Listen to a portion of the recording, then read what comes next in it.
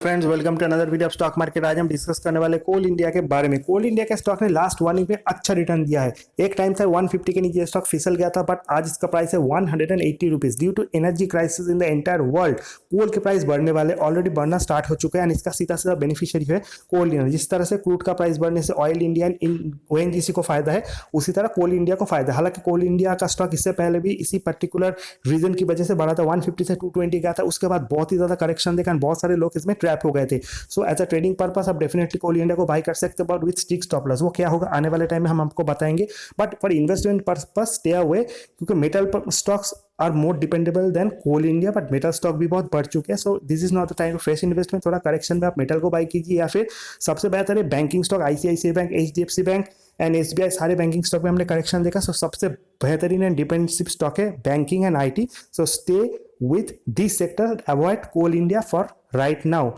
अगर आप इस स्टॉक के बारे में और इंपॉर्टेंट चीज़ों को देखोगे, सो सबसे इंपॉर्टेंट है टेक्निकल एनालिसिस। इसमें सबसे इंपॉर्टेंट जो टूल्स है RSI, relative strength index and money flow index, जो शॉर्ट टर्म में किसी स्टॉक के मूवमेंट को बताता है। 70 को स्टॉक ओवरबॉट होता है, 30 के नीचे ओवरसोल्ड। आरएसआई में इसका स्कोर है 58, एमएफआई में 62.4, यानी ओवरबॉट एंड ओवरसोल्ड जोन के बीच में, बट ओवर बॉट जोन की तरफ ये मूव कर रहा है। जिस तरह का रिटर्न आज का है, so definitely RSI and MFI में ये बहुत ही जल्द 65 के ऊपर चला जाएगा। So definitely it is the signal कि आपको अभी बाई नहीं करना। अगर बाई अप करोगे भी मैक्सिमम 200 तक जाएगा, बट उसमें भी थोड़ा रिस्क है। मैं ये नहीं कह रहा हूँ कि आप बाई मत कीजिए, but for trading purpose with stick stop loss, and stop loss को ट्रेल करते रहिए। अगर हम इसका simple and expression moving average देखें, सो सारे simple and expression moving average के ऊपर है, जो कि बुलिश शाइन करता है। बट कब गिर जाए कब बढ़ जाए, क्योंकि सडनली अगर यूक्रेन रशिया वॉर एंड हो जाता है, ऑब्वियसली एनर्जी क्राइसिस खत्म हो सकता है, and after that Coal India के प्राइस जो है वो घट सकते हैं, and share holder will be trap. So आपका स्टिक स्टॉप लॉस होना चाहिए, एंड 160 के नीचे जाए सो आपको एग्जिट लेना चाहिए। बट एट दैट मोमेंट 180 के करीब स्टॉक ट्रेड करे, सो डेफिनेटली आपका जो स्टॉप लॉस है 175, 172 एंड मैक्सिमम 170 के करीब होना चाहिए according to risk potential. And over the night अगर आप पोजीशन रखते हो, सो डेफिनेटली स्टॉप लॉस थोड़ा नीचे ही आप रखो। ऑलरेडी आपको fresh stop loss next day तो लगाना ही पड़ेगा। तो इन चीज़ों के बारे में आपको ध्यान से शेयर करना है, क्योंकि अगर गिरता है so definitely do not by this particular stock on dips. अभी बाई करोगे तो स्टॉप लॉस के साथ ट्रेल करो। अगर इसका सपोर्ट एंड रेजिस्टेंस देखे, एज आई सेड 175, 172, 170 ये स्टॉप लॉस। एंड सबसे simple and expression moving average जो सपोर्ट है वो है 160। ऊपर की तरफ कहाँ जा सकता है, डेफिनेटली 200, 220। नेक्स्ट लास्ट टाइम जब ये स्टॉक बढ़ा था तो 220 तक गया था, but that was also a energy crisis reason, and coal के जो डिमांड था ज़्यादा था, सप्लाई कम था। सो एट दैट मोमेंट में आने वाले टाइम में coal will be the important material for energy, we all know. So in international market crude and gas के प्राइस अगर और बढ़ जाए, सो कोल के ऊपर ज़्यादा डिपेंडेंसी आएगा, एंड कोल का वैल्यू डेफिनेटली बढ़ेगा, एंड कोल का प्राइस भी बढ़ेगा। इसी कारण लोग इसको बाई कर रहे हैं। There is nothing wrong in this particular thing, but Coal India एक ऐसा स्टॉक है जो एक रेंज पे ट्रेड करता था, एंड अभी भी एक रेंज पे ट्रेड कर रहा है। सो डेफिनेटली ट्रेडिंग पर्पज से बाई कीजिए। For investment purpose go and buy banking, जो कि बहुत ही नीचे चले गया है, एंड आईटी कंपनीज। मेटल मैं रिकमेंड कर सकता हूँ, बट मेटल के प्राइस भी बहुत ऊपर चले गए हैं। बाय ऑन डिप्स है मेटल।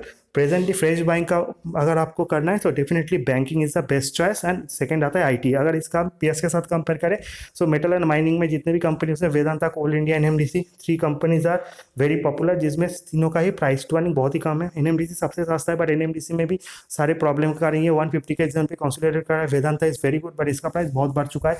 लास्ट टाइम भी ये 300 के करीब आया था, बट वहाँ से स्टॉक ने पीछे मुड़ के नहीं देखा। एंड एट दैट मोमेंट इनके साथ तो बहुत सारे पॉजिटिव न्यूज़ भी है, and due to metal price hike ये तो सारे सेगमेंट में काम करते हैं, like non ferrous, ferrous, and this is the reason Vedanta बढ़ गया है। एंड कोल इंडिया का प्राइस हाइक के पीछे मेन रीज़न है इंटरनेशनल मार्केट में इनका आने वाले टाइम में डिमांड और बढ़ेगा, एंड कोल के प्राइस हाइक भी होंगे।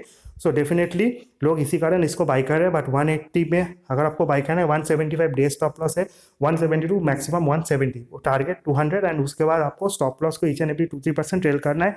लास्ट क्वार्टर का रिजल्ट बहुत अच्छे रहे। सेल्स 5000 करोड़ बढ़ा है, 28,434 करोड़। नेट प्रॉफिट 4,558 करोड़, जो कि लास्ट क्वार्टर में उससे भी पहले 3000 करोड़ था। सो डेफिनेटली जबरदस्त जंप हमने देखा है, एंड इसके पीछे मेन रीजन है सेल्स का बना। सेल्स बहुत बड़े एंड एक्सपेंसेस भी बड़े हैं, but due to high demand and all this things profitability में हमने अच्छा खासा बाइंग देखा। सो नेक्स्ट क्वार्टर में भी अगर ऐसे ही चलता रहा, सो प्राइस भी पड़ेगा, जिस कारण सेल्स पे के ऊपर हम इसका इम्पैक्ट देखेंगे।